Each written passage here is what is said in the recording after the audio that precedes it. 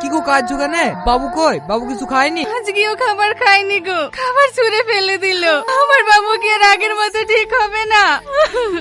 দেখো ভাই, ডাক্তার যেটা বলেছে সেটা করাই উচিত। ভাগ্নের বিয়ে দিয়ে দাও। তুই কি পাগল হয়ে গেছিস নাকি? মেয়ে কোথায় পাবো? আর এই পরিস্থিতিতে বিয়ে বা কে দেবে? বিয়ে না করুক, কোনো মেয়ে টনির বউয়ের অভিনয় তো করতে পারে। আরে এরকম মেয়ে কোথায় পাওয়া যাবে?